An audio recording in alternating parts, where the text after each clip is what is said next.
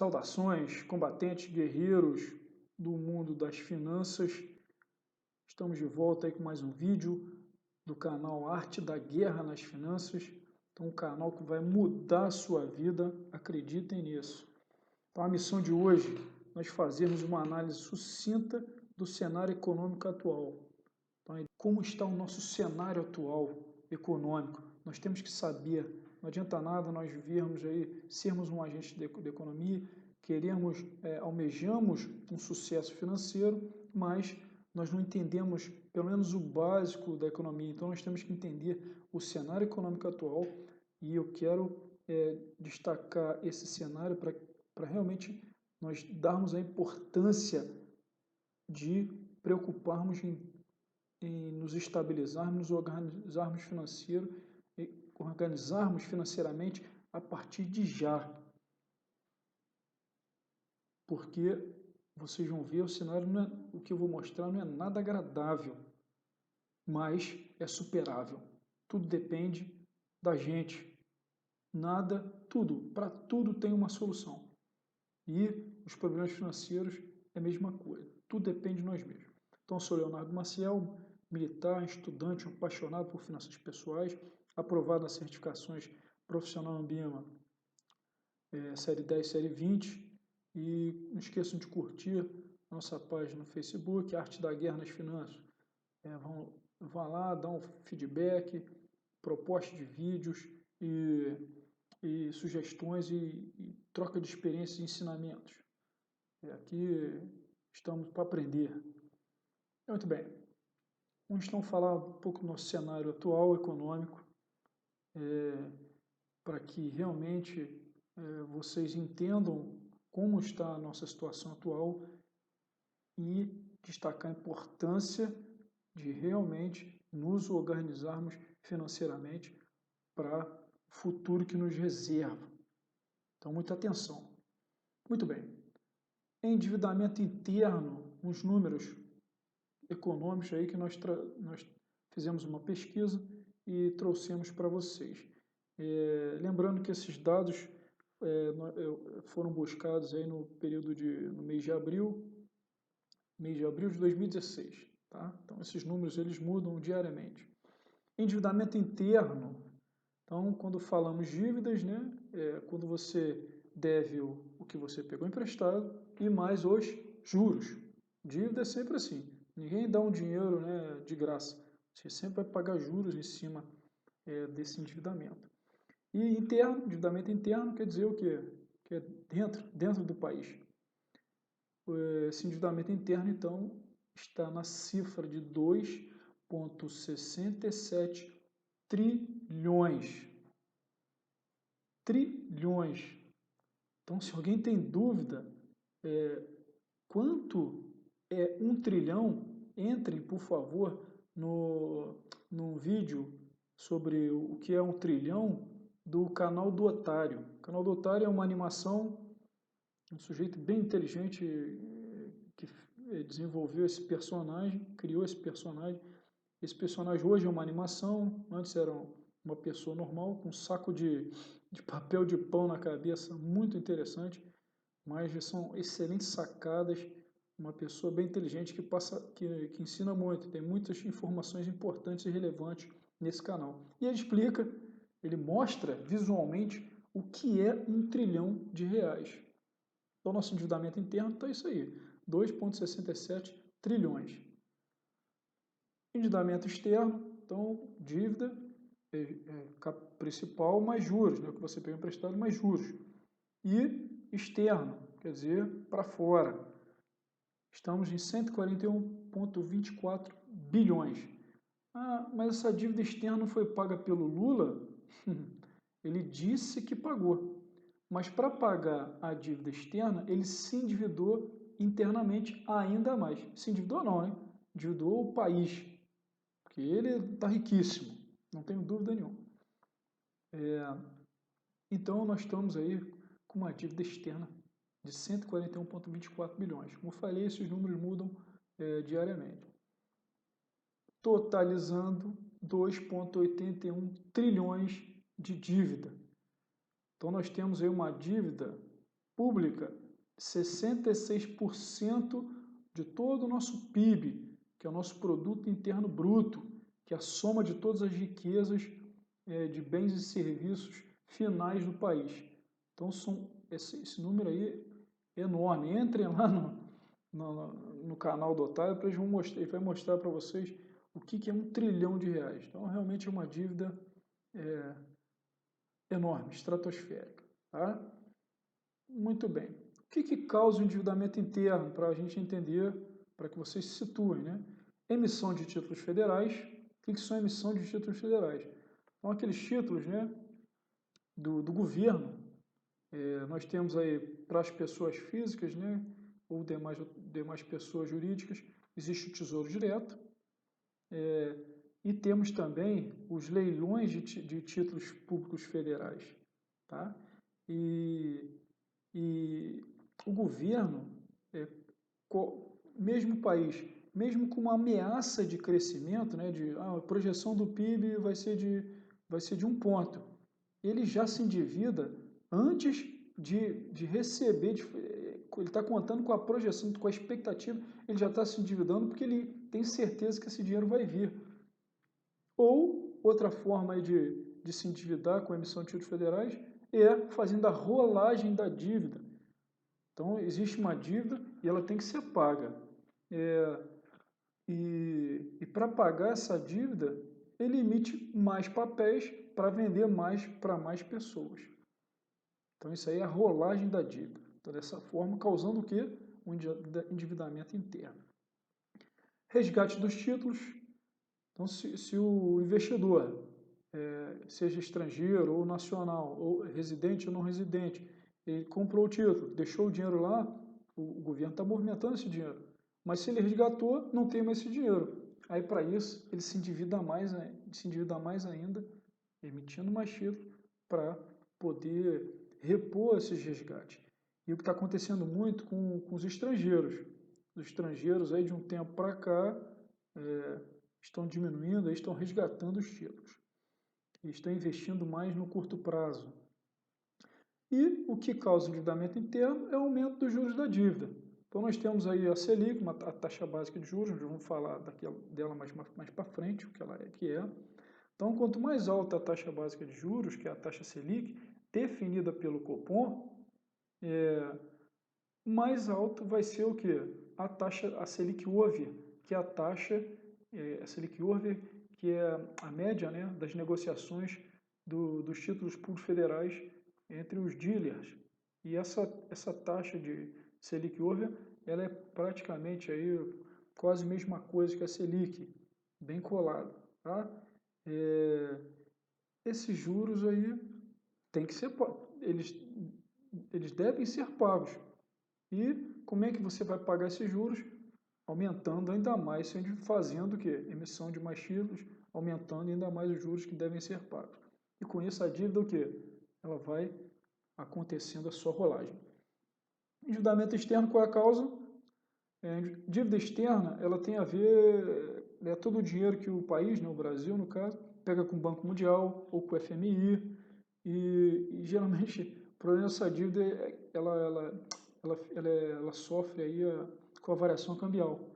Quanto mais caro o dólar, maior fica a dívida. Então esse é o grande problema. Então foi isso que o senhor Lula fez, Luiz Inácio Lula da Silva fez há tempos atrás, né? Ele quitou a dívida externa, mas se endividou internamente. Então observe, 8,81 trilhões. Esse número mudou um pouco, o governo Temer chegou, cortou alguns gastos, se não me engano agora em junho está em 2,79 trilhões, mas é uma dívida alta. Isso aí reflete na nossa economia, sensivelmente. Previsão de aumento da dívida, então a previsão, justamente por causa dessa rolagem da dívida, é de 3,3 trilhões. Então, de 66% do PIB, ela pode aumentar mais ainda. O caso é bastante grave. Então, quem são os detentores da dívida, dessa dívida aí interna? São os dealers, chamados dealers, esses que ficam com a maior parte. Os maiores títulos federais públicos do governo, com essas taxas que a gente nunca vai ver no mundo. Nenhum país paga tão bem para comprar sua dívida pública. São os dealers. O que são esses dealers? São instituições financeiras. Então, o Bradesco, Itaú, são os bancões, algumas corretoras, outros fundos, né, que compram através de leilão dos títulos públicos. Né? Por exemplo, as instituições financeiras, 23,62%, totalizando 602 bilhões. Fundos de previdência, então os fundos de previdência fechado, previdência aí do Correio, previdência da Petrobras, enfim, outros fundos de previdência fechado, compram também esses títulos da dívida, né? E totalizando aí 22,71%, ou seja, 608 bilhões. Fundo de investimento, aí fundo de investimento, aquele fundo que você compra, que o gerente do teu banco te empurra, né, para pagar uma taxa de administração caríssima. Depois, mais para frente, nós vamos falar sobre fundo de investimento. Por isso que a gente tem que desbancarizar tudo. Tudo que a gente puder desbancarizar seria melhor, porque o banco ele não é seu amigo, como falei no primeiro vídeo. Então, os fundos de investimento têm em torno de 20,70% dessa dívida interna. Investidores não residentes, quando falo investidores não residentes, são os estrangeiros, né, que compram aí esse título da dívida interna. Pode comprar também título da dívida externa, tá? Não pode esquecer. Existem os títulos da dívida interna e os títulos da dívida externa, totalizando 17,72%. Um detalhe importante que eu acrescentei, vem diminuindo. Observar lá a movimentação dos títulos da dívida, vem diminuindo por causa do rating. O que é esse rating? Esse rating é uma nota de crédito que as agências, né, que fazem esse cálculo, né, através de seus especialistas, né, são 3 agências que operam aí no Brasil, né, as mais conhecidas, a Fitch, Moody's e Standard & Poor's, S&P. E elas já rebaixaram, né, todas elas rebaixaram para o grau especulativo. E isso aí deixa o país, a gente perde a confiança perante os investidores estrangeiros. Aí o que eles fazem? Eles ou diminuem ou vão para o curtíssimo prazo nos investimentos ou investem em outro país. E o Tesouro Direto, que é a venda ali direta, né, para as pessoas físicas e jurídicas, o governo tem 5,8%, seguradoras 4,7%, outros 5%, totalizando 15,25%. Então, a menor parcela dessa dívida é do Tesouro Direto. Pessoa física, então, você que compramos, né, quem investe no Tesouro Direto, é pouco mais de 0,5% desse total. Então, por isso que os títulos públicos federais, o Tesouro Direto, né, que os especialistas aí em finanças gostam de fazer a propaganda, é o chamado ativo livre de risco, com taxas livres de risco. Por quê? Justamente porque o risco é o risco soberano, é o risco do governo. Então, senhores, se o governo der calote nessa dívida pública aí, interna, com certeza toda a economia vai se desestabilizar. Então, por isso que pode acontecer, o risco de calote pode acontecer, mas é raríssimo, muito difícil de acontecer. Tá? Então, invista em Tesouro Direto, é um meio, mas eu só recomendo, depois a gente vai falar na fase de investimento, não alongar muito o prazo, na minha visão. Né? Mas, muito bem, estamos falando do cenário atual, para situar aí o combatente, o guerreiro do mundo de finanças, para ter noção como é que está a nossa economia. Então, não estamos nada bem, fruto aí de gestões incorretas de governos aí que tinham objetivos de poder e não de nação. Então, aqui a evolução da dívida aí, em trilhões. Então, lembrando que estamos falando de trilhões. Como vocês podem ver aí, chegou a 2,88 trilhões, mas deu uma diminuída. Hoje, aí, no mês de junho, está em 2,79 trilhões. Continuando no cenário atual, os números da economia, temos aí 4 trimestres de queda, caracterizando a recessão. Então, a recessão, isso nós temos 2 trimestres de queda, ou 3 trimestres de queda, né? Depende da referência, pelo que eu estudei, caracterizamos a recessão. Então, esses trimestres aí é realmente um não crescimento, a economia deixa de crescer, não é isso? Temos aí um PIB negativo, isso caracteriza aí essas quedas. É a mais prolongada já vista, é a mais profunda.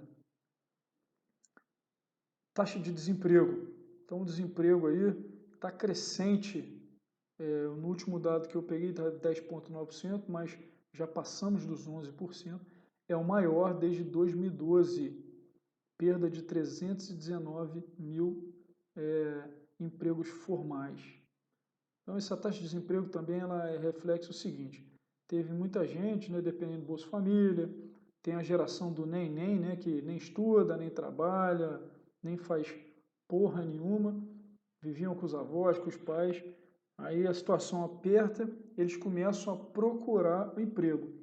Até então, eles não fazem parte da estatística. Só faz parte da estatística, no cálculo, né, da taxa de desemprego, aquele que procurou e não encontrou. Aí ele entra na estatística. Então, tem muita gente que estava no Bolsa Família, muita gente que estava em casa lá e começou a procurar emprego e acaba não encontrando. E essa taxa aí vai aumentar ainda mais. E também tem, né, o contexto do empresário, o coitado empresário lá que tem que cortar custo, não tem que fazer.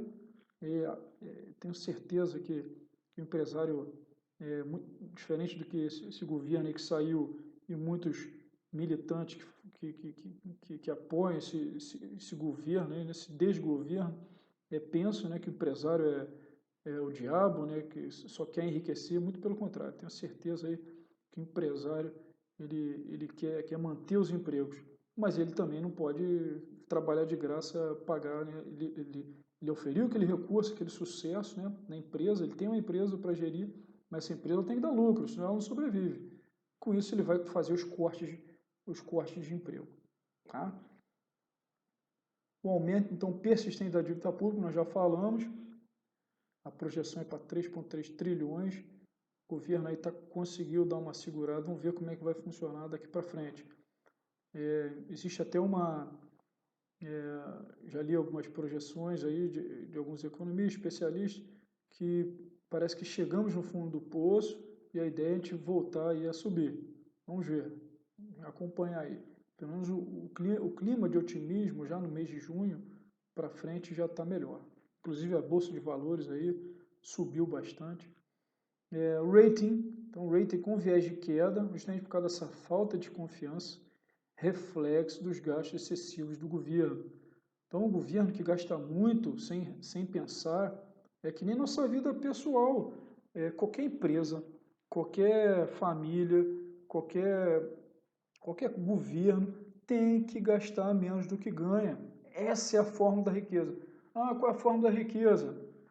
É isso, a riqueza é igual o que você ganha menos o que você gasta. Se você gastar mais do que ganha, o número fica como? Negativo. É a mesma coisa, pô. Ok? Isso aí reflete na falta de confiança, não atrai investimentos estrangeiros, o que é muito ruim para a nossa economia. As coisas ficam mais caras, e a gente vai ver que depois a produção industrial cai, enfim, a inflação aumenta e não tem de onde tirar dinheiro. Projeção do PIB, então o PIB é o Produto Interno Bruto, é o valor agregado aí, soma de todos os bens e serviços finais na economia, que caracteriza o crescimento, o PIB positivo, que é um índice, né? É um valor aí que o IBGE calcula. Se ele está positivo, quer dizer que a economia está crescendo. Como o Chile, como o Peru, como lá os Estados Unidos, passou por uma crise severa, já está crescendo de novo. Esse é um país que preocupa, né, com a economia, né? Então nós temos com a projeção do PIB aí de retração, né, de menos 3,86%. Só não é pior que em 1990, que foi de menos 4,35%. Foi a época da hiperinflação, o país estava caótico. Os militares passaram aí, então, o governo em 86, 85, 86, com uma inflação de 10%, de 100% ao ano. E já no segundo ano do governo Sarney, né, porque o Tancredo não assumiu, faleceu antes de assumir, o Sarney assumiu, já no segundo ano do governo Sarney, tínhamos 80% de inflação ao mês.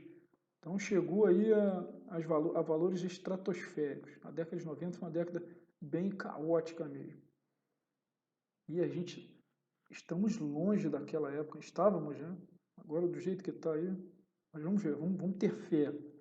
Primeira vez que o país registrar 2 anos seguidos de contração da economia, desde 1948. Então é a primeira vez aí que nós deixamos de crescer em 2 anos, não crescemos. Eu vou explicar por que a gente não cresce. Inflação, já falei um pouquinho da inflação, previsão de recuo, mas acima de 6,5%, que é o teto da meta. Então o que é essa meta? A meta ela é fixada aí pelo Conselho Monetário Nacional. O Conselho Monetário Nacional é um conselho, então ele não é um órgão, não é uma instituição, é um conselho. O conselho é formado pelo ministro do Planejamento, Orçamento e Gestão, ministro da Fazenda e o presidente do Banco Central. Então esses três se reúnem, formam um conselho e definem aí a meta da inflação. E essa meta, então, ela varia 2 números para cima e 2 pontos para baixo. Então a meta é 4,5, 6,5 e 2,5.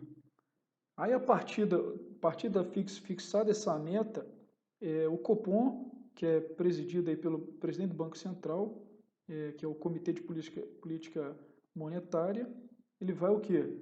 Trabalhar essa política monetária, né, aumentando a taxa de juros, o redesconto, o compulsório. Depois a gente vai falar mais para frente o que são isso aí, que é a política monetária, de maneira bem sucinta, bem didática. Ele vai fixar aí essa taxa básica de juros da inflação. Então a previsão de recuo, fruto aí dessa política monetária que o Banco Central está fazendo, a previsão é de recuo, mas ainda alta, que é ruim. Então tem que preparar o bolso, continuar segurando o dinheiro, continuar aí com austeridade. A palavra é austeridade, ninguém gosta dessa palavra. Economia, austeridade. Falar em austeridade, vejam a economia da Alemanha. A Alemanha passou por 2 grandes guerras, foi arrasada por causa dos custos da guerra e teve que pagar para os vencedores, né? E carrega até hoje isso aí, né? Mas é uma das economias mais fortes do mundo. Salvo engano, é a terceira ou quarta economia, a mais forte do bloco da União Europeia, que agora aí a Inglaterra saiu e é mais forte, inclusive, justamente porque é uma economia que pensa em nação. A palavra o toque de ordem lá é austeridade. Então a inflação atualmente está em 9,28%. 2015 foi para o pico de 10,67%, então ultrapassou os 2 pontos no ano, que é péssimo para a economia. A inflação nada mais é que o quê? É você ter um aumento dos preços persistente e, com isso, o poder de compra do cidadão ele é corroído. Então não adianta, é que nem você, existe lá o juro real e o juro nominal. Não adianta, você faz investimento, esse investimento te paga aí 12% ao mês, mas a inflação é de 10%, então na verdade você vai receber aí, aliás, 12% ao ano, mas a inflação no ano deu 10%. Então você vai receber, na verdade, ganho real só 2%. O 12% é o nominal. O real, na verdade, você vai receber só 2%. Por quê? Os preços das coisas aumentaram. Então, seu poder de compra diminuiu. A projeção, então, em 2017 é de 5,72%. Segundo, o Boletim Focus. Boletim Focus nada mais é que o Banco Central ele faz uma pesquisa com instituições, com os bancos, com alguns operadores do sistema econômico aí, do sistema financeiro, para calcular um valor estimado da inflação. Né? Um chutômetro, vamos dizer assim. Lógico que eles têm os cálculos corretos econômicos, né, que eles fazem lá. Mas, enfim, não é 100%, né, garantido. a única certeza que nós temos é que nós vamos morrer, essa é a única certeza, mas só não sabe quando. Então, com a inflação é a mesma coisa, e ela ainda está mostrando aí que ela deu uma recuada, mas tem que ficar de olho, ela pode aumentar mais ainda. E prosseguindo, então, contas do governo, um rombo de 170 bilhões e meio, ou seja, 2% do PIB. Então, isso aí é o que o governo deve, isso aí é o que ele deve, tem que pagar desde já. A previsão do déficit de 2016 é essa, então, só do ano. E caracterizando 3 anos seguidos aí de déficit. Quando vocês ouvem a palavra déficit, é o que deve.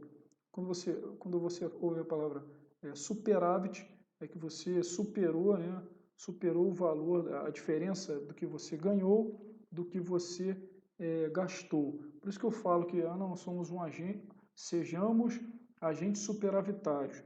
Então é que nós façamos o seguinte, gastamos menos do que ganhamos. Aí sim você vai estar superavitário. Previdência. Esse dado é muito importante. Previdência tem a ver o quê? Com o INSS. Tem muita gente aí que fica esperando, não, eu quero me aposentar, não vou fazer mais nada. INSS, ouvi certa vez, significa isso não serve para, isso não serve para nada. Mais ou menos isso aí.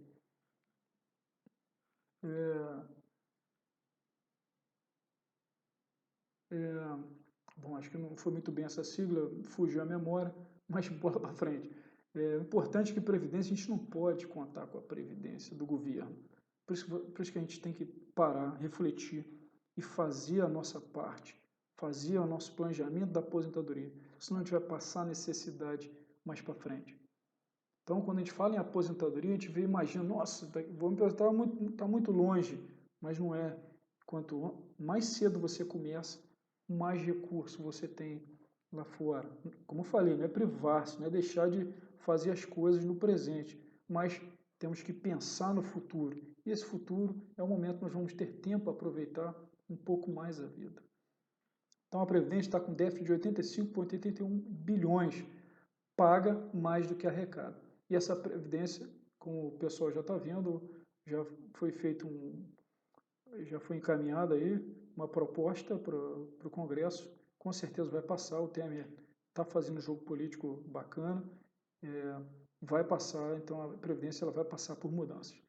Então se preparem, façam aí e não contem com o governo, recursos do governo, façam o planejamento de vocês e contem com esse recurso como se fosse uma renda complementar. Isso é o que eu faço, é dessa forma que eu faria. Taxa básica de juros, então a nossa Selic. Selic é o Sistema Especial de Liquidação e Custódia. É um sistema, como você já fala, né, onde são negociados aí os títulos públicos que vão balizar aí a taxa de juros da economia. Essa taxa básica de juros, como eu falei anteriormente, ela é fixada pelo Copom. É o Copom lá, que é o presidente do Banco Central, com seus diretores, fazem as reuniões, né, às terças e quintas-feiras, 8 por ano, conforme o calendário deles lá, e definem aí, fruto da meta que é fixada pelo Conselho Monetário Nacional, aquele que eu falei, né, aqueles 3 entes lá que compõem o CMN. E essa taxa básica de juros, por que chama básica? Porque ela que vai dar o efeito dominó nas demais taxas. Então, definido taxa básica de juros Selic, depois definido o Selic URV, que define o CDI é o Certificado de Depósito Interfinanceiro, interbancário, que define as taxas de empréstimo entre os bancos, que reflete o quê? No valor dos empréstimos, que reflete no valor do que vai pagar para os investidores, enfim. Então, por isso chama a taxa básica, é a taxa básica. E o Copom, né, o Banco Central, faz essa política monetária justamente controlando a oferta da moeda. Se eu aumento muito a taxa Selic, eu vou estar atraindo os dealers, né, e as pessoas a comprarem mais títulos, mais papel. E se o banco ele pega seu dinheiro e compra mais papel, que vai acontecer? A oferta de moeda, né, para emprestar, ela vai diminuir. Se você também abaixar muito, e consequentemente o quê? A tendência, né, com a Selic alta, a tendência como não tem crédito, não tem como fazer empréstimo, não tem como, o dinheiro não está circulando, o controle de oferta de moeda foi diminuído, tem menos o quê? Menos consumo. Com isso, a tendência é a inflação o quê? Ela baixar. Tá?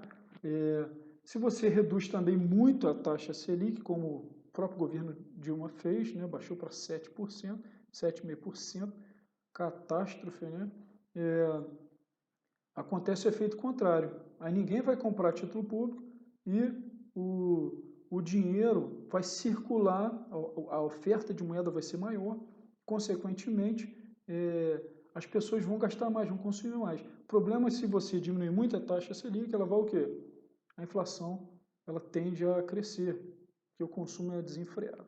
Se você não fazer os investimentos corretos, onde realmente gera riqueza, aí sim a inflação ela dispara. Foi o que aconteceu com esse país. Teve oferta de moeda, teve o crédito, facilitou o investimento, mas investiram aí no que não gera riqueza. E estamos pagando o pato agora. Mais ou menos é isso. Espero que vocês tenham entendido. Então nós temos aí a maior taxa básica de juros do mundo, 14,25%, e a previsão de queda, mas uma queda não muito de um ponto percentual, aí, como vocês podem ver, para 13,25%.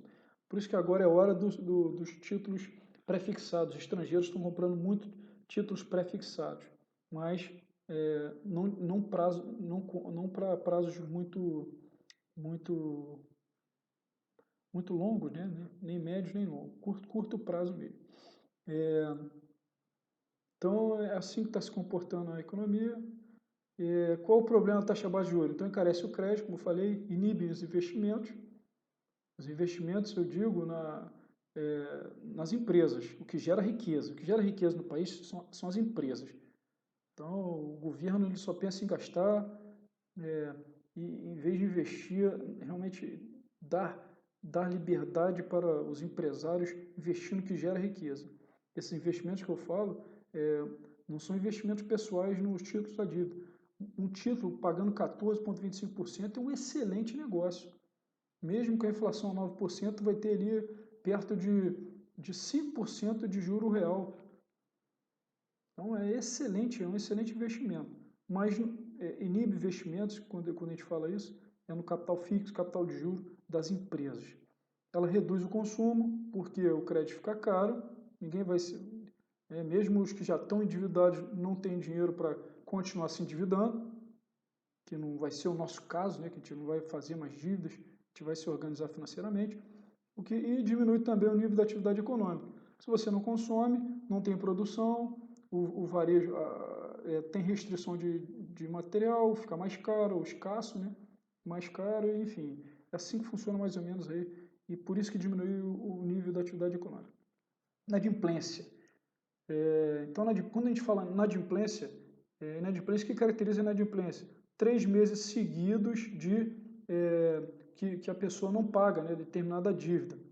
Então, se você deve um mês, você não é inadimplente ainda, você é devedor. Inadimplente é quando caracteriza os 90 dias, os 3 meses. Qual é a causa da inadimplência? Alta dos juros bancários. Então, se você aumenta a taxa de Selic, como eu falei, o efeito cascata, os bancos vão aumentar também a taxa de juros, porque eles precisam pagar o spread para os investidores, né, para aqueles agentes superavitários que vão investir, que vão comprar títulos daquele banco, então eles têm que pagar um juros maior para quem está investindo no banco. E com isso aí pode gerar a inadimplência, né? O custo do dinheiro fica caro, as pessoas não têm dinheiro para contrair empréstimo, e se contrai os empréstimos, os juros são altíssimos. Com juros altos, a pessoa dá calote, não paga. Maior nível em 5 anos. Investimentos. Então, agora estamos falando de investimentos na indústria, nas empresas, né? Uma redução, ou seja, paralisação, que explica a recessão. Então, o país, se os empresários, se a indústria não produz, os empresários não vendem, a economia para. Então, o que leva esse país para o crescimento são os empresários, são os industriais, e não o governo. Então, se alguém pensa, não, o governo quer saber de nada, ele só quer fazer medidas para se eleger novamente. Então, por isso que a gente precisa dos empresários, da indústria. Esse investimento então, teve uma redução de 14,1%, o que explica a recessão. A formação bruta de capital fixo. Quando a gente fala capital fixo, tem a ver investimento dos empresários no maquinário, bens duráveis. Maquinário empresas que produzem motores, empresas que produzem, sei lá, cerveja. Bens duráveis são veículos para fazer transporte de mercadoria, enfim. Construção civil também deixa de investir, porque não tem esse capital fixo, né? E isso aí, se você não aumenta, se você não investe na formação bruta de capital fixo, que é o que gera riqueza, infraestrutura, portos, isso aí você deixa de aumentar a capacidade produtiva do país, consequentemente, é uma redução, há uma queda, né? Produção industrial, a queda de 11,7% em retração e está decrescente, está caindo também, como já expliquei. Dólar, então o câmbio é muito importante. Muita gente, para mim não interessa o dólar reflete sim. Quanto mais caro o dólar, maior a inflação. O dólar hoje está em 3,50, a previsão então de $1 vai custar 3,90 para 2017, justamente aquela expectativa, né? De maneira geral, é um bom valor para o dólar. É ruim para quem faz viagem internacional, para quem faz importações. Então, nossa indústria, como é uma indústria que não tem investimento, é uma indústria que depende muito dos insumos importados. Então, por isso que o dólar caro, esses insumos, como eles vêm de fora, eles vêm muito caro. Então, para o realmente industrial, ele tem que ter lucro, não vai trabalhar de graça, ele vai encarecer o seu produto, porque ele comprou caro. Então, o dólar, ele tá interessante esse preço para quem? Para a balança comercial. Quando a gente fala balança comercial, a gente pega lá os bens que nós mandamos para fora, né, que nós vendemos para fora, tipo commodities, soja, milho, minério, elas ficam, como elas são pagas em dólar, né, o dólar está mais caro, engorda o caixa das empresas nacionais. Então, a nossa balança comercial e menos a importação. Então, balança comercial é exportação menos importação. Então, quanto mais nós exportamos, mais superavitários nós ficamos. Estamos, então, com a balança comercial 13,4 bilhões, mas em 2015 nós tivemos aí de 5,05 bilhões.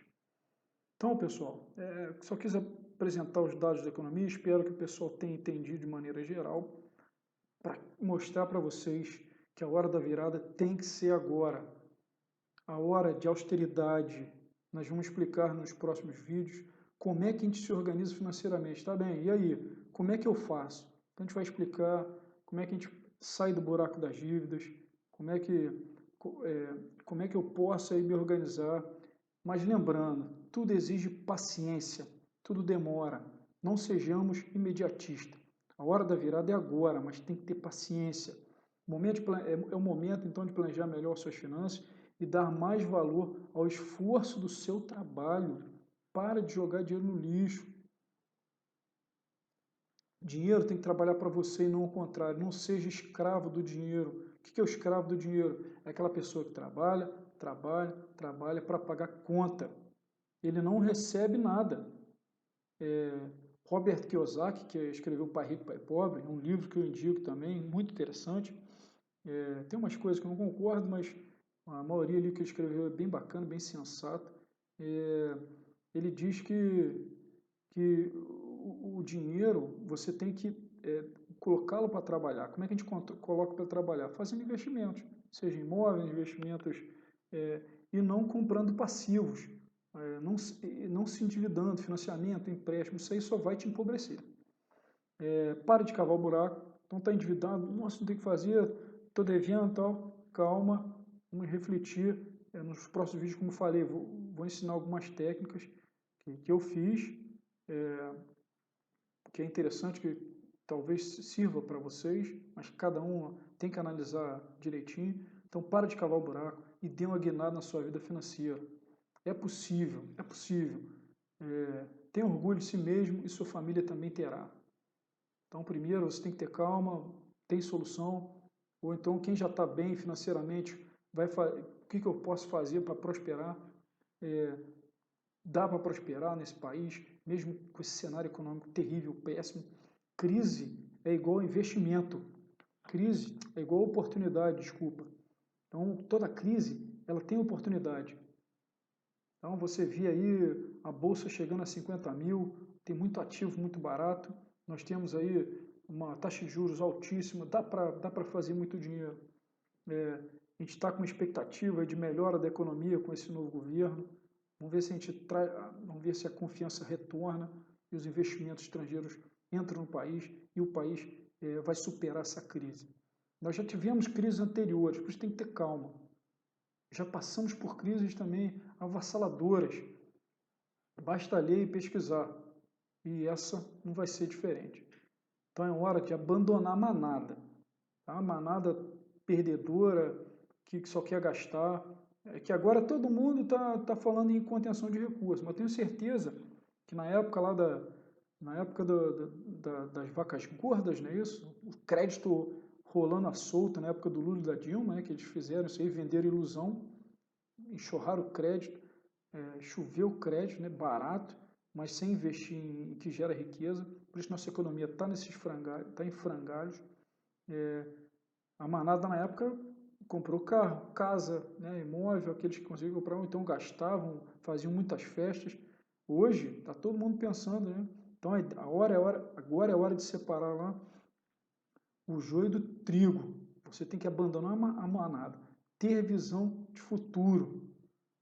Reserve uma verba para ser feliz. Pensa, aquela previdência lá não dependa dessa previdência do governo. É furada. Reserve uma verba, não, isso aqui vai para o meu futuro. E esquece, vai investindo, vai estudando, buscando conhecimento de investimento para realmente ser feliz. E tenha qualidade de vida. Vocês vão ver, no começo vai ser ruim, vai ter que cortar gastos, deixar de fazer certas coisas, mas assim que vocês melhorarem, saírem do zero e começarem para o positivo, vocês vão ver como melhora a qualidade de vida.